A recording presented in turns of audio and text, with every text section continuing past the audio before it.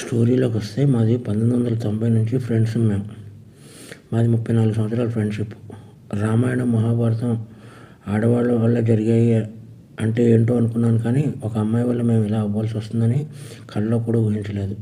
అందరి జీవితాలలాగే మా జీవితంలో కూడా ఒక అమ్మాయి ప్రవేశించింది. ముందు రాజమౌళి, తర్వాత నేను. As it is triangle love story, Arya 2. కానీ ముగ్గురం క్లోజ్ కాబట్టి ఇప్పుడు ఏం చేద్దాంరా నేను రాజమౌళిని అడిగితే, ఏం చేస్తాం, మీరు సాక్రిఫైస్ చేయాలి అన్నాడు. అలా ఎలా కుదురుతుంది, అలా సాక్రిఫైస్ చేయడం కుదరదు, మనం ముగ్గురం కలిసి ఉందాం అన్నాను.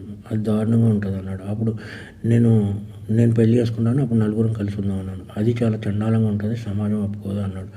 పరిస్థితి ఏంటంటే కాలం అన్నీ మార్చేస్తుంది, మీరు సాక్రిఫైస్ అవ్వండి అన్నాడు. ఓకే అని చెప్పి నేను సాక్రిఫైస్ అయిపోయాను. ఎందుకంటే కెరియర్ బిగినింగ్లో ఉన్న ఎవరో వర్క్ లేదు. ఇదంతా శాంతినివాసన్ కంటే ముందు జరిగిన విషయం.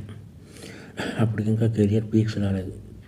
ఈ చిన్న చిన్న గొడవలకి ఇమ్మెచ్యూరిటీతో కొట్టుకుని చేయడం కంటే ఇది బెటర్ కదా అని చెప్పి నేను సాక్రిఫైస్ అయిపోయి పని చేసుకుంటూ వచ్చాను.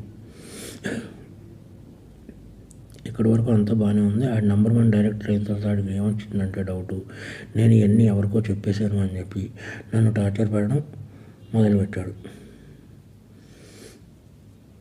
నా 30 సంవత్సరాల జీవితాన్ని వాడి కోసం సాక్రిఫైస్ చేసినందుకు నన్ను టార్చర్ పెట్టడం మొదలుపెట్టాడు.